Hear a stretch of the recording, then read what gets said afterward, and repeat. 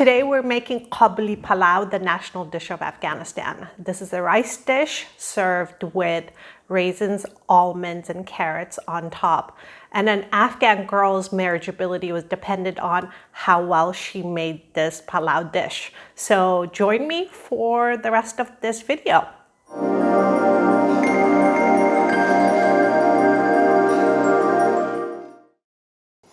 So this dish has three major steps. The first one is cooking the onion and the chicken. We have 4 cups of finely diced onions, 10 pieces of thigh and drumstick. This is around 2.5 pounds, 5 teaspoons of salt, half a cup of olive oil, and 2 tablespoons of kitchen bouquet. And I'm going to start browning this slowly. This is going to take around 15 minutes or so. While we're waiting for the onions to turn brown, I'm going to make the topping for the Qabili Palau. So the second part of the recipe is the rice, which is a very important component since this is a rice dish. And we have 3 cups of long grain basmati rice. The palau spice here, which is 2 teaspoons of cumin, 1.5 teaspoons of ground cardamom, and half a teaspoon of black pepper mixed here. And then for the topping, which is the third step, I have 2 cups of carrots, 1 cup of black raisins, half a cup of slivered almonds, and 2 tablespoons of olive oil and 2 teaspoons of sugar.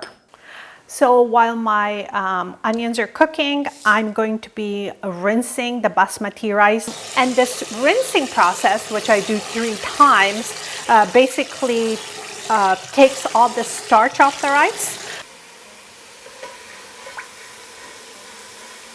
Just stirring to get this around. Adding the carrots. Now I'm going to add, this just brings out the flavors of the carrots. If you don't want to use sugar, that's perfectly fine. I use it because it just helps with caramelizing. I know a lot of people don't want to use sugar nowadays, and that's fine too. See how the carrots are turning this beautiful orange color? You don't want the carrots to be soft or soggy because they are going to bake with the rice. So you just want them to become al dente. And now the almonds. I'm just coating it with some of the sauce from the carrots and letting it just soak up the flavors. And this is ready. Don't need to cook it anymore. I'm going to turn it off and move it off the heat. So see how the onions are just turning beautiful brownish color.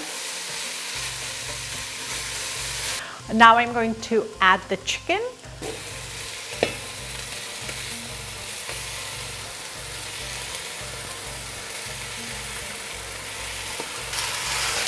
You have to mix it well with the onions. I'm going to put the lid on so all the liquids that come out of the chicken basically creates a base for the sauce. It's been around 3 minutes since I added the chicken. It's important to check on it, make sure that it's not sticking. I'm also going to add the salt. This is basically 4 teaspoons of salt. And as you can see, the chicken is turning a really beautiful, rich color, and our onions are turning brown. So that's really nice. This is a beautiful color. I'm now going to add the 2 tablespoons of the browning sauce from Kitchen Bouquet. Now, the sauce is percolating. I can close the top and maybe leave it alone for around 5 minutes, but do keep an eye on this. You don't want the liquid to dry up too much. While the chicken is cooking, I'm going to be preparing the water for the rice. I'm going to let the water boil. There should be probably around 12 to 14 cups of water, enough to be 2 or 3 2 inches above the rice. And I'm also, when I add the rice, I'm going to add a little bit of salt to it. So while the water for the rice is boiling and the chicken is cooking, I'm going to make this little pouch for the raisins and carrots. It's when I'm baking the rice, this can be in the pouch and kind of get cooked within its own flavors. It should not be intermixed with the rice, because all the flavors will just run through, and it just won't get the right balance. So this is I have 2 strips of aluminum foil. Just gonna make a nice little pouch. And this I'll tuck in the palau pot before it goes in the oven.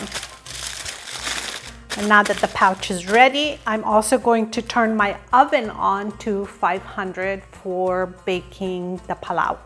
Our chicken is looking great.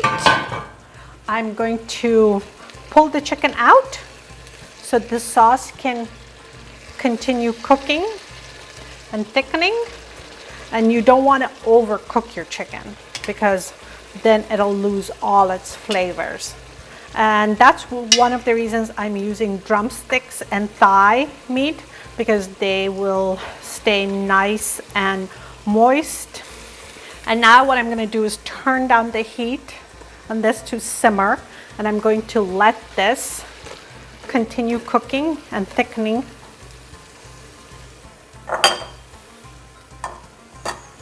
And this will wait for us while we boil the rice and get it ready. I'm gonna add maybe a couple of teaspoons of salt. Water is ready. I'm going to add the rice. Be careful it doesn't get on your skin. I'm just gonna scrape it off the side. Like I said, this is going to be parboiled. So that basically means do not boil until it's soft. You just boil it for 3 to 4 minutes, depending on what kind of rice you have. So it is a pot that you have to watch. In the meantime, you'll see that my sauce is cooking on simmer, very low. So our rice is ready. It's al dente. I took a piece out, tried it. I'm going to pour this .